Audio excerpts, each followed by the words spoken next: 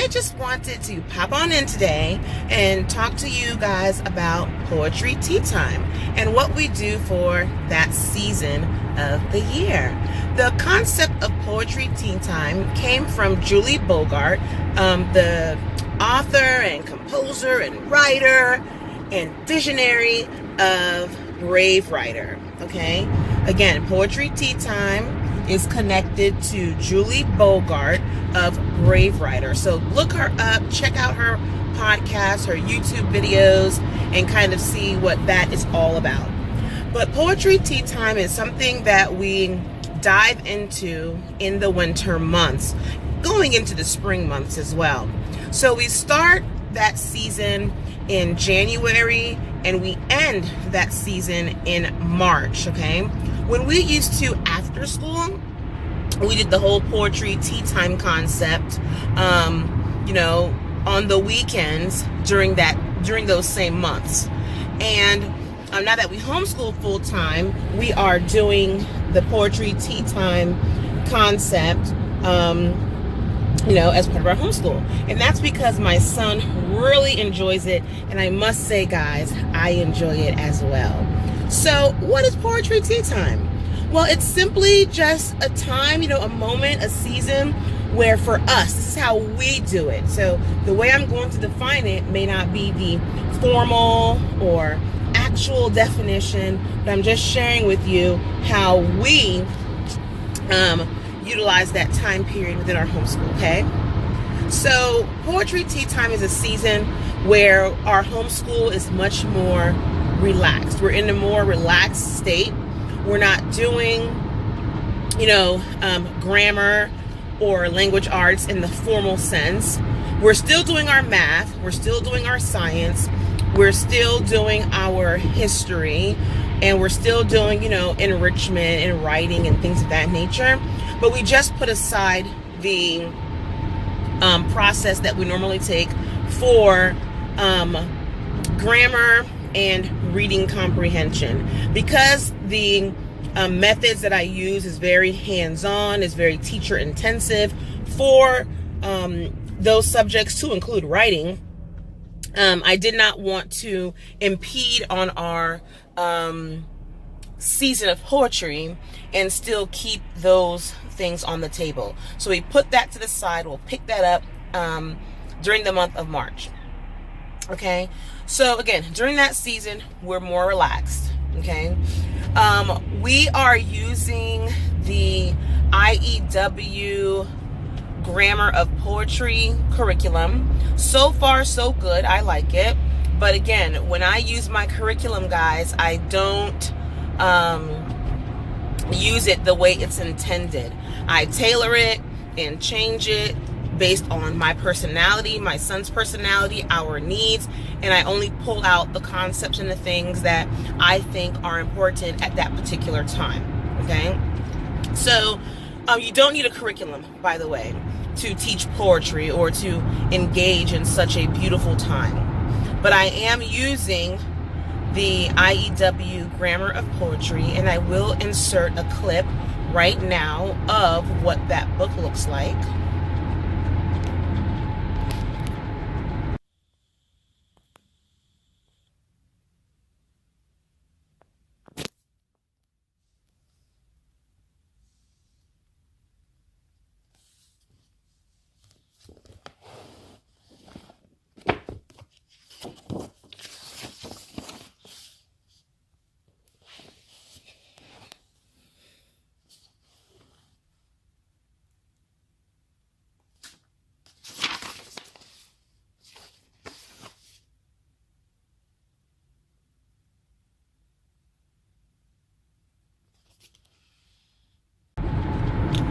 So with that book, for example, I would go through module 1, which is lesson 1, chapter 1, okay, same thing in that book.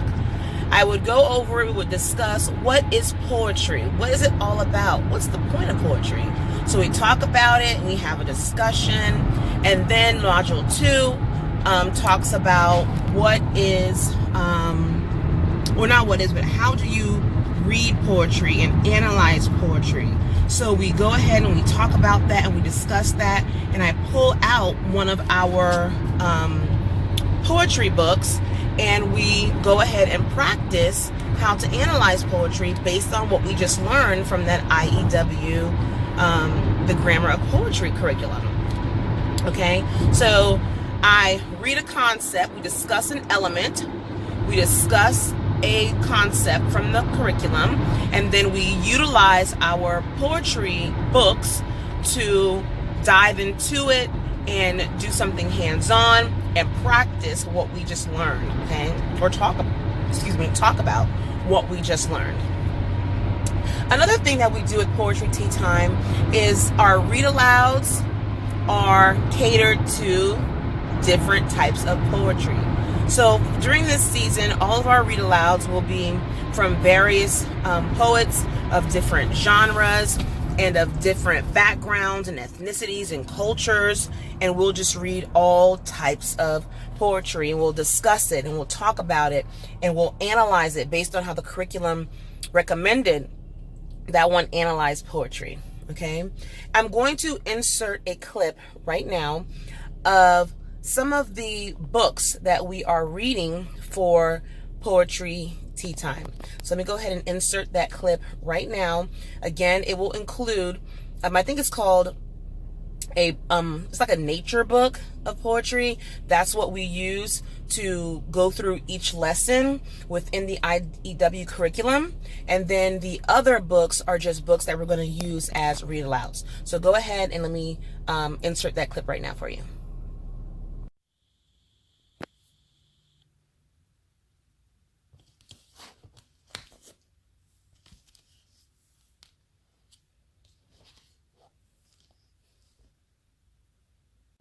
Something else that we utilize during this season is the Michael Clay Thompson, I think it's called The Hemisphere of something. I totally forgot, but I'll insert a clip right now of what that book looks like. Again, it's the Michael Clay Thompson, something hemispheres, but basically it's another poetry curriculum that talks about different elements of poetry, you know, what is poetry, how to read poetry, and things of that nature. So let me go ahead and insert that right now for you.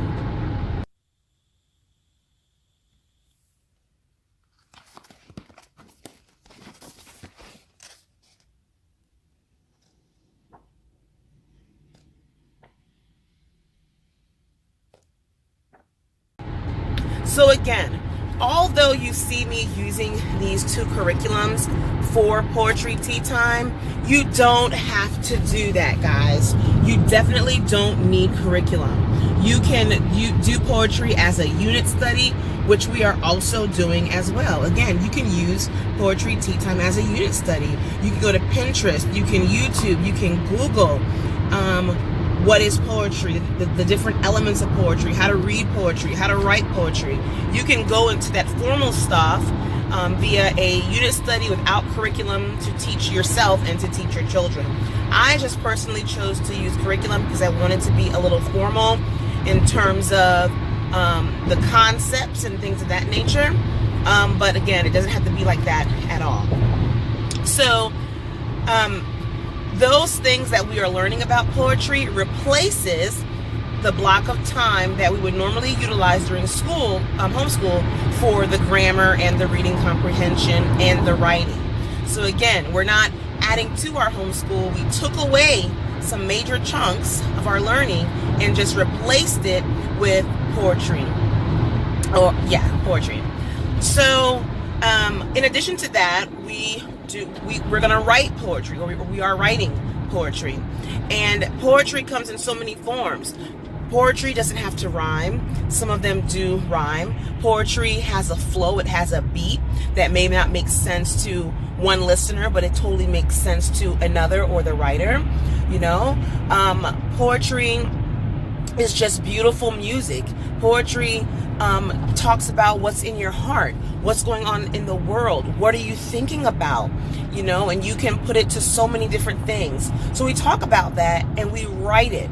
You know, we're talking about haikus and other types of elements within poetry, and we are writing it, as we are driving in the car, or as we are, going on a trip or whatever.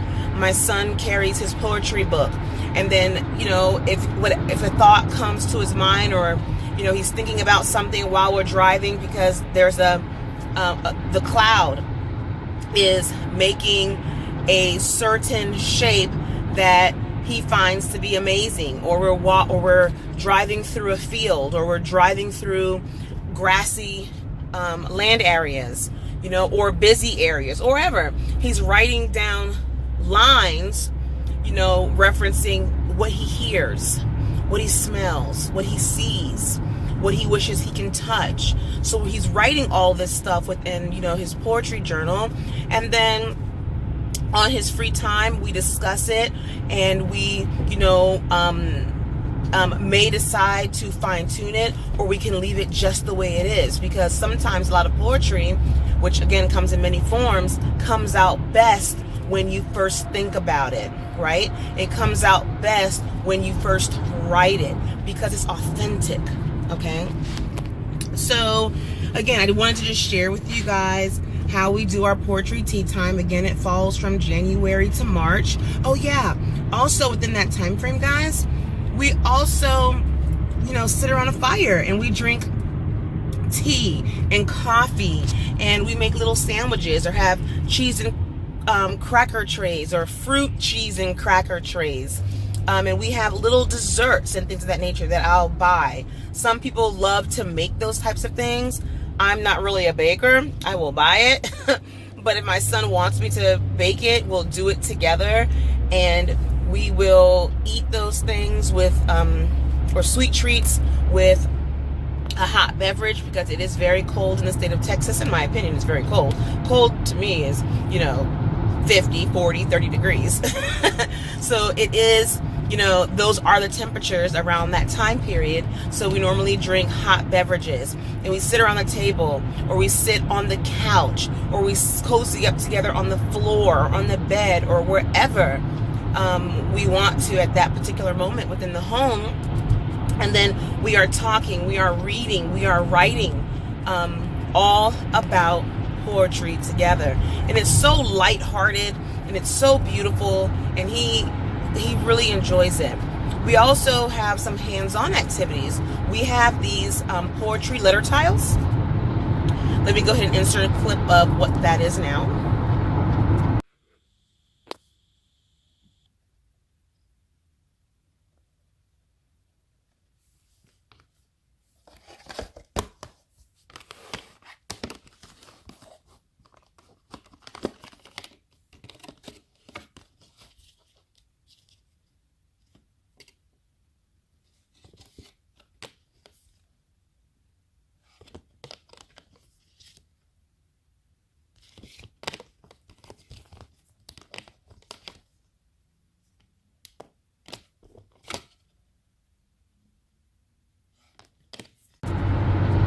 These poetry letter tiles, what we'll do is we will, pull out some words, and then we will work together using my tiles and his tiles, and we will create a line, okay? And eventually, sorry about that, I was taking a phone call. We'll create a stanza and things of that nature. So again, we'll use those letter tiles to create poetry. So sometimes instead of writing the poetry, we'll go ahead and use the letter tiles to write stanzas for the poetry.